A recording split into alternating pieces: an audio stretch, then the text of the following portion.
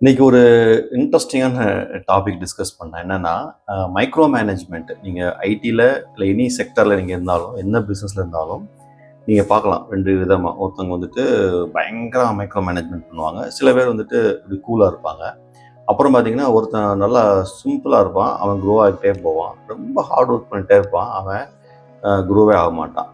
So இதுக்கு எல்லாத்துக்கும் ஒரு கன்க்ளூஷன், ஒரு எக்ஸ்ப்ளனேஷன் என்ன அப்படின்னா, மைக்ரோ மேனேஜ்மெண்ட் பண்ணுறவங்க பார்த்தீங்கன்னு வச்சுக்கோங்களேன், ஒருத்தர் வேலையை கொடுத்துட்டு அந்த வேலையை அவன் கரெக்டாக பண்ணுறான்னு சொல்லிட்டு இன்னொருத்தரை அசிஸ்டண்ட்டாக போட்டுட்டு அப்புறம் இவர் வெளியே இருந்து மானிட்டர் பண்ணி பார்த்துட்டு இருப்பார்.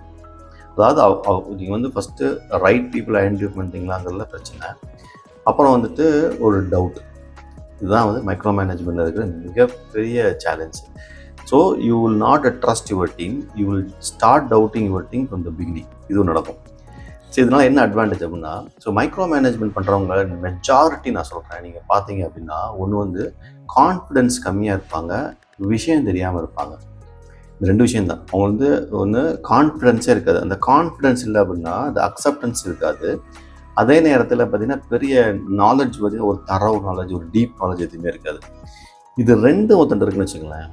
ஒருத்தன் வந்து கான்ஃபிடென்ட்டாக இருக்கிறான், தரவாக இருக்கிறான் சப்ஜெக்டில் அப்படின்னா, அக்செப்ட் பண்ணிக்கிறான், சம் மிஸ்டேக்ஸோ whatever it is accept பண்ணிக்கிறான் அப்படின்னா, he'll not do the micro management. இந்த டிஃப்ரென்ஸ் தான் நல்லா தெரிஞ்சுக்கணும்.